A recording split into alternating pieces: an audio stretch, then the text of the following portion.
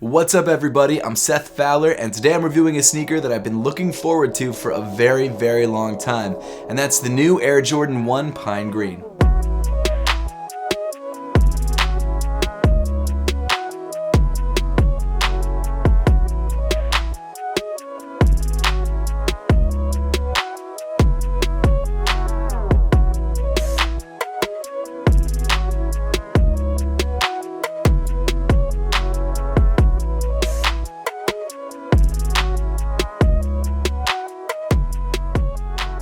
So I'm not totally sure what to call this sneaker. There's no official name for this sneaker yet, but I think right now a lot of people are calling it the Pine Greens or the Green Reds. I'm gonna stick with Pine Green because Pine Green is in the colorway of the shoe, so I'm just gonna call this the Pine Greens or maybe the Pine Green 2.0s. Either one of those work fine. In fact, the actual colorway on the box of this sneaker is black, pine green, white, gym red. So until the sneakers app officially calls this shoe something, or until people just keep calling it something that sticks, I'm just gonna call this sneaker the Pine Green ones. As of right now, this Jordan 1 is set to release on February 29th, 2020 for a retail price of $170. And like I said at the beginning of the video, I'm really excited about this sneaker because whenever we get a really solid Jordan 1 colorway, it's one of those sneakers you can wear every day with anything and it just works. Even though the new Pine Greens share a name with the previous Pine Greens, they actually have a completely different look. The first difference and the most major difference is the color blocking. As you can tell, this shoe has much more black on it than this one does. In fact, the color blocking of the 2020 Pine Greens is actually pretty similar to the Breds and the Royals, which I'm sure you've already noticed by this point. The shoe has a very subtle and stealthy look, which I really dig, but that's probably also due to the fact that a portion of the shoe comes in a matte finish instead of a semi-gloss finish like the green portions or like most Air Jordan 1s. I actually picked up this pair early from the GOAT app, so if you'd like to grab this pair early as well, I've left a link to the GOAT app in the description below, and I've also left a link to the Nike store just in case you happen to watch this video when this sneaker releases or around the release date. But why don't we jump right into the Pine Green Air Jordan 1s and find out why they're a sneaker worth looking forward to. Running around the outside edge of the toe, you've got this black tumbled leather that actually comes in a completely matte finish, which is not something Jordan Brand usually does in their Jordan 1s very often. As you can tell, it doesn't really glisten in the light the way that these green panels do, which come in sort of that standard semi-gloss leather. Now, I don't have a problem with matte leather on sneakers. I don't think there's anything wrong with that. I'm just not used to it on Jordan 1s. To be honest, and this is totally just my own personal preference,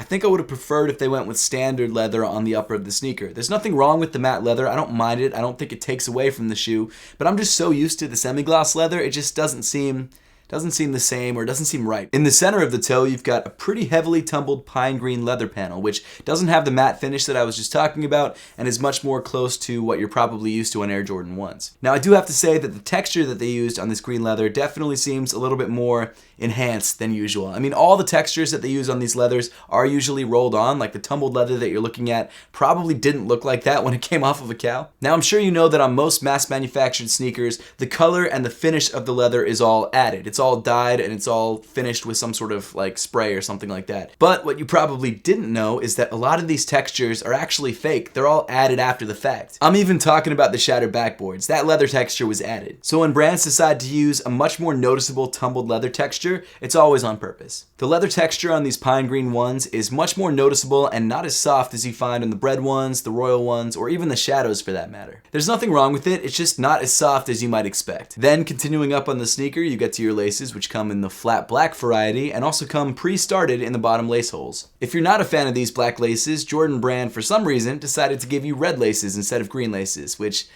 is going to be a weird look, a very Christmassy look, and not one that I want. For me personally, these black laces are staying in. I will not be switching them out for the red laces. Then underneath the laces, you've got your standard black nylon tongue, and at the top of the tongue, instead of your standard tag, you have a much more premium feeling black leather tag with the Nike Air logo actually pressed into it. The text and the logo comes in red, so I would assume that's the reason they give you red laces, but it's still not really a look that I want. Then moving inside the sneaker, you've got a black sock liner that comes in that newer, smoother fabric that they've been using on Air Jordan 1s recently, which I'm not sure why they switched things up, but it's there. The insole of the shoe comes in black with the Nike Air branding printed on the heel in red. As for fit and sizing, the Air Jordan 1 Pine Green 2020 or Air Jordan 1 Pine Green 2.0, whatever the hell you want to call it, it fits just like a standard pair of Air Jordan 1s. I always go true to size in my Jordan 1s, they just fit me best that way, but for you it might be something different. So what I definitely suggest is going down to your local sneaker store, trying on a pair of Air Jordan 1s, whether it's this pair or a different colorway, and making sure that you're buying the right size for you. And then continuing backwards on the sneaker, you get to more of this matte black leather on the midfoot panel. The black leather also has a tumbled texture, but for some reason it's not as apparent as the green leather.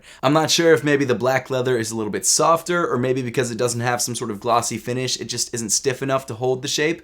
I have no idea, but I don't mind it. Smack in the center of the midfoot panel, you've got this pine green Nike swoosh, which I think looks great. And then moving even farther back on the shoe, you get to some more tumbled green leather panels. And then you've also got this really interesting black wings logo. Now, for some reason, on this particular colorway, they decided to change up the way that they do the wings logo, which I do not like, and I wish they had just done it the standard way. Instead of just printing the logo in black onto the green leather, they decided to print the logo in black onto a black leather panel, and then cut that leather panel out and stitch it onto the green leather panel. I'm not sure what the deal is with that, but from a distance, it just looks like a black splotch on your shoe, and that's why I really don't like it. That said, it definitely doesn't ruin the shoe for me. It's a small gripe, but it is a weird choice. If you look at the way that they usually do it, you get some nice color in between the different parts of the wings logo, but on this new version, it's just all one big black slab. I guess in some ways it could be considered a more premium detail because they're stitching on a whole nother piece of leather instead of just printing it, but I don't know, it just doesn't look as good. Just above the inexplicable wings logo, you've got some more matte leather around the top of the ankle. And then moving around to the back of the shoe, you've got your standard Air Jordan 1 heel in green and black. Continuing down on the shoe, you get to this bright white midsole. No sale here, it's all bright white, and I'm into it. And then finally, moving to the bottom of the shoe, you've got this really good looking pine green rubber outsole. In my opinion, the Air Jordan 1 Pine Greens are a really solid sneaker, and I'm not just saying that because I'm a huge Jordan 1 fan. I think the color blocking on this shoe is perfect. There are some details on this shoe that I'm not in love with, and I kind of wish had been done differently,